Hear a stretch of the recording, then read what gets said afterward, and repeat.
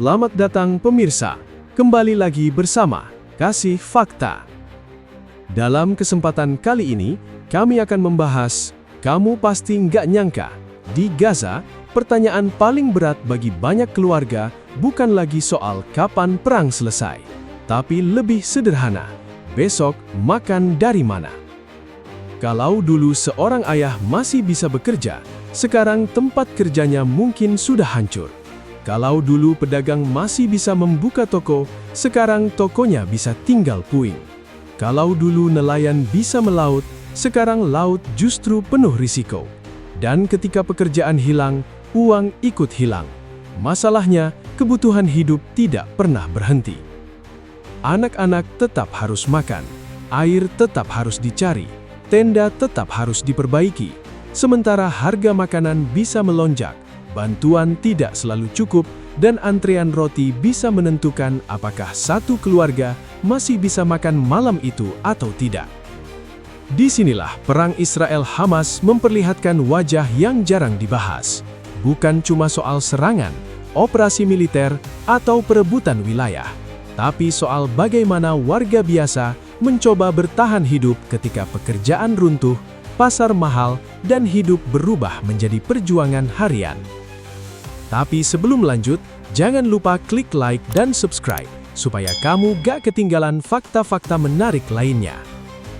Karena setelah ini, kita akan melihat bagaimana warga Gaza bertahan dengan bantuan makanan, dapur umum, kayu bakar, sampai pekerjaan kecil dari reruntuhan perang, hanya untuk memastikan keluarga mereka masih bisa hidup sampai besok pagi.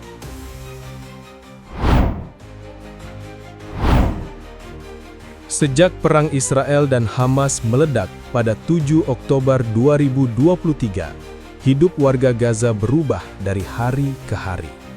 Tapi perubahan paling keras tidak selalu terlihat dari ledakan besar. Kadang perubahan itu terlihat dari pasar yang sepi, toko yang tutup, bengkel yang tidak lagi berbunyi, dan ayah yang pulang ke tenda tanpa membawa uang. Dulu, banyak keluarga Gaza tetap punya cara untuk bertahan. Ada yang bekerja di konstruksi, mengajar di sekolah, membuka toko kecil, memperbaiki kendaraan, menangkap ikan, bertani, menjadi buruh harian, atau menjual barang di pasar. Hidup mereka memang sudah sulit sebelum perang, tapi setidaknya masih ada ritme. Pagi berangkat kerja, siang mencari pelanggan, sore membawa sedikit uang pulang. Setelah perang berjalan, ritme itu pecah. Pada 17 Oktober 2024, Organisasi Buruh Internasional menyebut pengangguran di Gaza melonjak mendekati 80%. Ekonomi Gaza juga disebut hampir lumpuh total. Angka ini penting karena ia menjelaskan sesuatu yang sering hilang dari pemberitaan perang. Ketika tempat kerja rusak, jalan terputus, listrik terganggu, dan orang harus mengungsi berkali-kali, maka pekerjaan bukan lagi sekadar sulit dicari. Pekerjaan bisa lenyap dari kehidupan sehari-hari. Bayangkan seorang pemilik toko kecil di Khan Yunis. Sebelum perang, ia mungkin menjual beras, teh, sabun, atau roti. Keuntungannya tidak besar, tapi cukup untuk membeli makanan keluarga. Lalu tokonya rusak, barang dagangannya hilang, pelanggan berpindah karena mengungsi, dan jalur distribusi kacau. Ia bukan hanya kehilangan bangunan, ia kehilangan aliran uang. Hal yang sama terjadi pada buruh bangunan. Ketika konstruksi berhenti, ia tidak punya proyek. Pada nelayan, laut berubah menjadi ruang yang penuh resiko. Pada petani, tanah tidak selalu bisa dimasuki. Pada guru, sekolah rusak atau berubah fungsi menjadi tempat pengungsian. Pada pekerja kecil, pasar yang dulu menjadi tempat mencari rezeki, sekarang berubah menjadi arena bertahan hidup. Pada 13 Februari 2026, Lembaga Pelatihan Eropa merilis pembaharuan tentang dampak perang terhadap pendidikan, pekerjaan, dan kehidupan warga Gaza. Intinya jelas, perang bukan hanya merusak bangunan, tapi juga memukul dasar kehidupan ekonomi warga. Sektor produktif melemah, pendidikan terganggu, dan stabilitas keluarga ikut runtuh.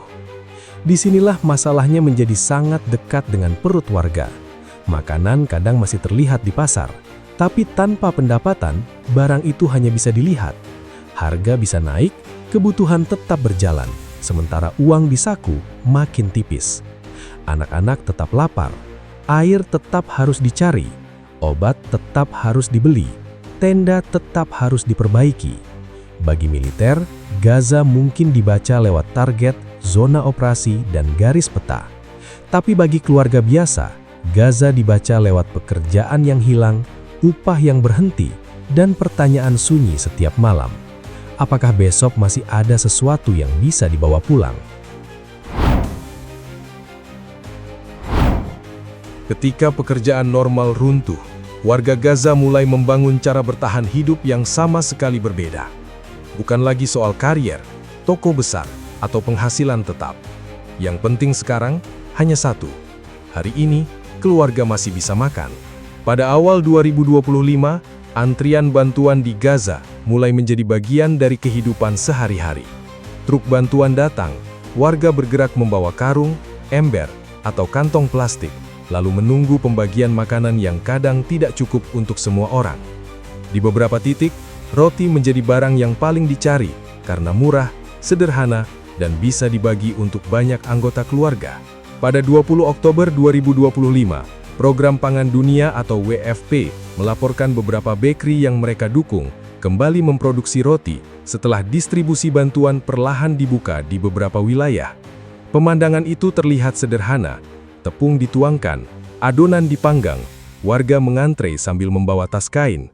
Tapi di Gaza, roti berubah menjadi sesuatu yang jauh lebih besar dari makanan biasa. Roti menjadi tanda bahwa keluarga masih punya sesuatu untuk dibawa pulang ke tenda. Sebagian warga tidak lagi makan 3 kali sehari seperti sebelum perang.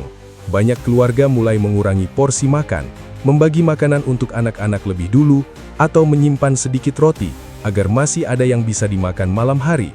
Pada 19 Januari 2026, WFP menyebut lebih dari 400.000 makanan panas disajikan setiap hari melalui 45 dapur komunitas di Gaza. Dapur ini bukan restoran. Tempat itu lebih mirip titik bertahan hidup. Orang datang membawa wadah kosong, lalu pulang dengan nasi, sup, atau makanan sederhana yang cukup untuk menjaga keluarga tetap makan. Selain bantuan makanan, sebagian keluarga juga menerima bantuan pembayaran digital bulanan. Dana itu dipakai untuk membeli makanan dari pasar lokal yang masih beroperasi. Tapi masalahnya tidak selesai sampai di sana. Barang memang kadang tersedia, namun harga terus berubah dan daya beli warga sangat lemah. Banyak orang akhirnya hanya membeli kebutuhan paling dasar, tepung, beras, minyak, dan air. Ketika bantuan tidak cukup, warga mulai mencari penghasilan dari apapun yang tersisa di sekitar mereka. Pada 8 April 2026, Reuters menampilkan kisah keluarga pengungsi di Gaza yang mengumpulkan kayu bakar dari area rusak untuk menyalakan oven tanah liat dan membuat roti kecil-kecilan. Kayu itu sebagian dipakai memasak, sebagian lagi dijual agar mereka bisa membeli kebutuhan lain. Tidak ada kepastian penghasilan, tidak ada gaji bulanan. Mereka hanya mencoba mengubah sisa reruntuhan menjadi sesuatu yang masih bernilai.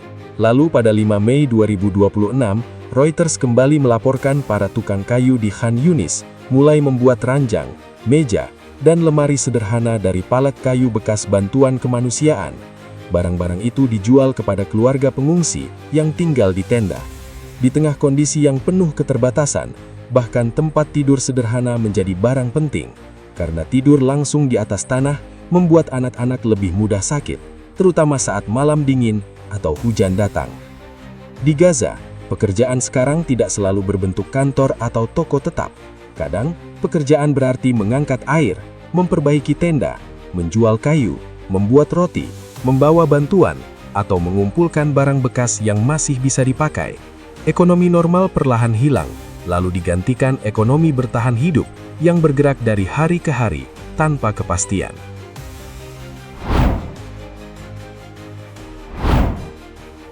Ketika makanan berhasil didapat, masih ada masalah lain yang tidak kalah berat: air. Di Gaza, air bukan sekedar kebutuhan rumah tangga.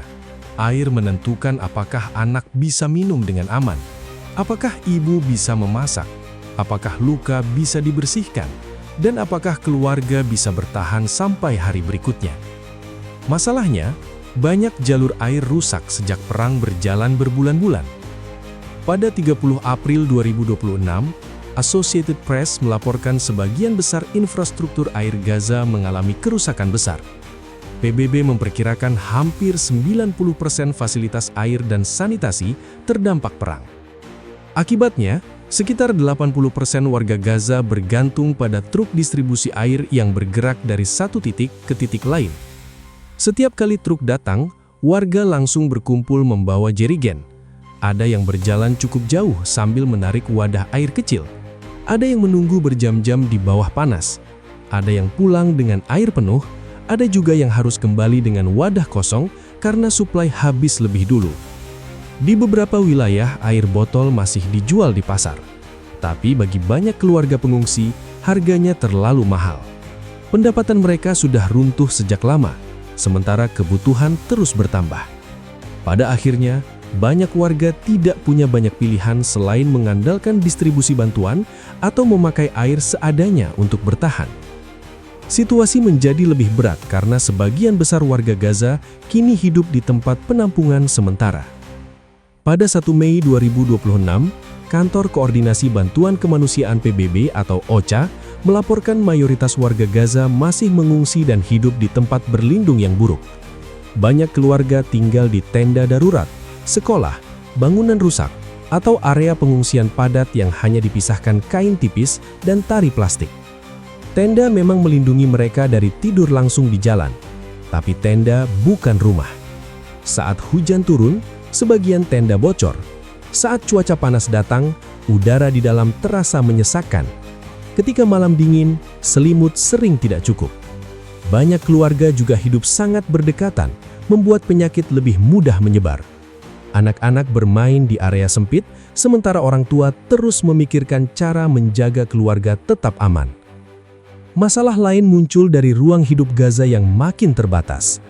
Pada 29 April 2026, Reuters melaporkan Israel memperluas area kontrol militernya di Gaza melalui peta baru yang dibagikan kepada organisasi bantuan. Dalam laporan itu disebutkan, sebagian besar wilayah Gaza kini berada di bawah pembatasan atau kontrol militer tertentu. Artinya, ruang gerak warga sipil menjadi jauh lebih sempit dibanding sebelum perang. Bagi militer Israel, kontrol wilayah dianggap penting untuk menekan Hamas, mengawasi pergerakan, dan menciptakan zona keamanan. Tapi di sisi warga sipil, perubahan garis kontrol membuat hidup sehari-hari menjadi semakin rumit.